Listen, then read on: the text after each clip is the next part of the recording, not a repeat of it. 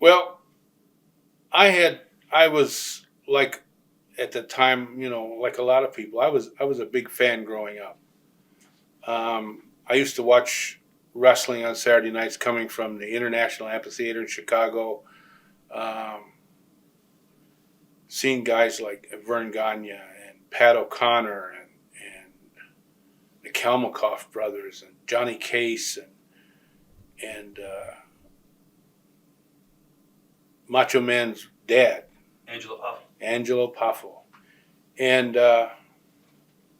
guys like Big Moose Cholak and Sailor Art Thomas and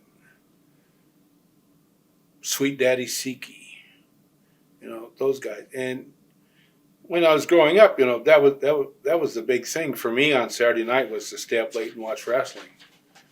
And I went into service after I graduated from high school, and then I settled in Milwaukee and started going to the matches in Milwaukee.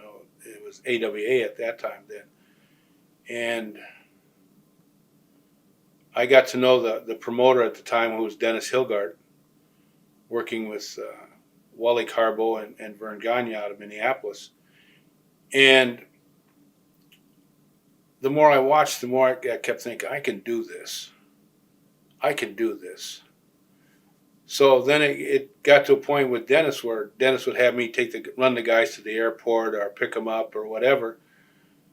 And there was one of the wrestlers, his name was Stan Big K.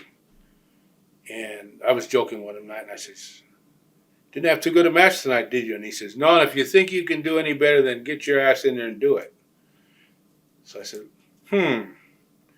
So I started writing letters, to different people who were training guys. Billy Red Lyons, Verne Gagne, a couple of guys out of Chicago. And I kept getting the same thing, money, this much money. And I didn't, at the time, I didn't have that kind of money, because the money they were asking for training was a lot of money at the time. It's still a lot of money to a lot of people.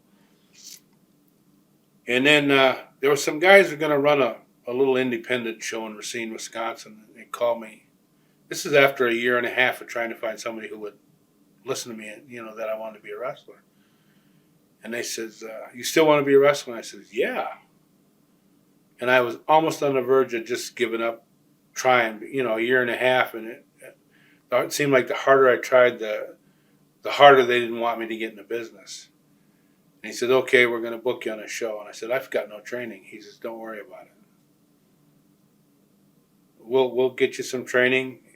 We'll see what kind of potential you got, and we'll go from there." So my first match was in Racine, Wisconsin, July 20th, 1970. And the next day they were having wrestling matches at the Eagles Club in Milwaukee. I lived a half a block from the Eagles Club in Milwaukee. And one of the guys says, "Bring your gear, show up. If somebody doesn't show up, I'll talk to the promoter and we'll see if we can get you on that show." Well, the guy that didn't show up and allowed me to wrestle that day was a young guy by the name of Paul Pershman, known more today as Playboy Buddy Rose. And he didn't show up for whatever reason. He didn't show up for those matches. So one of the guys says, "Hey, there's this Indian kid over here. It's pretty good." So there were guys doing TV out of Milwaukee. Amado Rodriguez, Cesar Paban, a guy named Carlos, and I can't remember his last name. Anyway, Amado come to me and after the match was over, and he says, "Be at the gym 10 o'clock Monday morning. We're going to start training you." And I said, "What is this going to cost me?" He says, "You work with us on shows that we promote, we'll train you, we'll call it a trade-off." So that's how it started. Then when I first went up to do TV, my first day in the dressing room, I walked in and being the rookie I was, and at that time, there was a I don't know what you call it, a way of doing things. Rookies did things a certain way, and until you were accepted as one of the boys. And my first match was against Red Bastien, 2 out of 3 falls on TV. Right. I was never so worn out in my life, but after the match, Verne come and he says, "Glad to see you didn't give up." And when I first walked in the dressing room and introduced myself to Verne, he goes, "Thought I told you to not get into the business." I says, "Yeah, you did." He said, "Okay." He says, "We'll see what you're made out of, see what kind of potential." So that started the TV thing, and for 9 years, and as I grew in the business, and got better and better, I got more bookings, and finally in 1979, I was at a point where I felt that I needed to prove something to myself, that I could go somewhere in this business. Who would you consider one of your mentors when you got into the business? Who was the one guy that took you under their wing? The guy that took me under his wing primarily was Nick Bockwinkel. Okay. But Nick Bockwinkel also, at the time, we had guys like Ray Stevens, Larry Henning, Verne Gagne, Billy Robinson, Baron von Raschke, the Crusher. And these guys all took turns, would help me along. They'd give me little pieces of advice and learning tools and stuff. But the one who primarily spent the most time with me, and to this day I consider probably the greatest wrestler in the business to this point in time, to today, is Nick Bockwinkel. I would say without a doubt that the bulk of my career is owed to Nick Bockwinkel. What are some of your early memories of Nick? Very, very determined. An absolute dream as a teacher. Nick would come out and watch every match I ever wrestled. And then when I got back to the dressing room, he'd go, and you could hear it in the dressing room. School time, he'd go over each and every match, what I did, what I shouldn't have done, what I might want to try, how I might want to do something else, how you might want to do this, don't do this. It was a learning process, and he was the teacher. And I was a very, very willing student, and to this day I consider myself to be one of the luckiest people in this business to have those men, primarily Nick, but Ray Stevens. Pat Patterson was there too. What was harder for you? Was to learn the psychology of the business or learning how to bump? The psychology of the business was rough. It's psychology in any form, whatever you're doing, is rough. Psychology is very intense.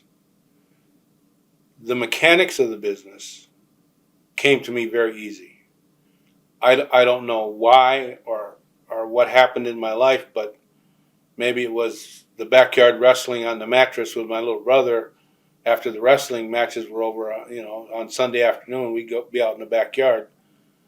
But the mechanics of the business came very easy. The psychology, that took a little bit of time, but I actually enjoyed doing it. It was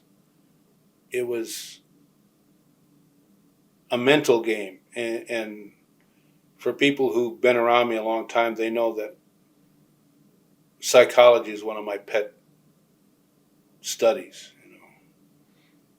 Did you ever want to quit? Like, did any of the veterans ever try to stretch you and get you to quit the business? No. To me, it was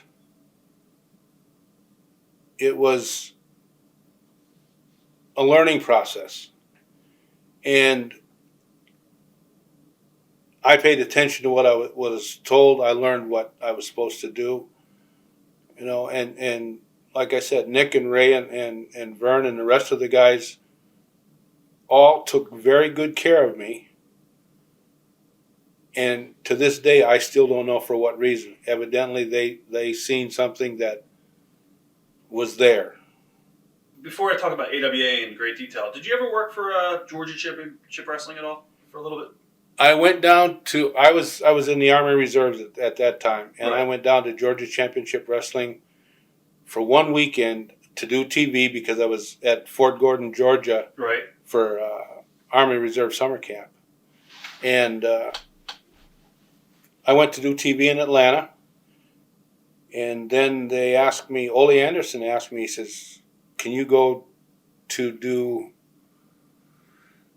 What's the other town that they used to run down there? They used to do TV for Fred Miller. I'm not sure. Anyway, it was, I'd done 3 shots down there for him. One, TV shot, the town that night, and then I'd done the week before I went to get directions from him, in Augusta. They were having matches, and Sergeant Slaughter was there, and he said, "Hey, great, good to see you." And he was genuinely happy to see me. Right. And they asked me, "Did you bring your gear with you?" And I said, "No, I just came to get directions. The guys are going to go, sightsee around Augusta and everything else." And he says, "We need you to work tonight." I says, "Okay." So I got trunks from Tito Santana, All right. boots from Tony Atlas, socks from somebody else. I went and worked. Did you ever work for Leroy McGurk too for a little bit? Yes. Late 80 to 82, prior to me going to New York, I was in Oklahoma for McGurk's. What are your memories of working that little territory? I loved Tulsa, it. Right? Yeah, Yeah. I loved it. Towards the end of McGurk's, before they went out of business, Jimmy Snuka came in, and Jimmy Snuka and we set that territory on fire. Literally set that place on fire. We were selling out places all over. And Jimmy, when I came to New York to wrestle for Vince McMahon Sr., the way Jimmy introduced me to Vince McMahon Sr. was, "This is the only man I know that could commit murder on the Capitol steps in Oklahoma City and get a medal pinned on him for it." Huh. And to this day, 30 years later, I am still very well known in that area, in Oklahoma, Missouri, Arkansas. Watch thousands of exclusive shoot interviews right now on TitleMatchNetwork.com.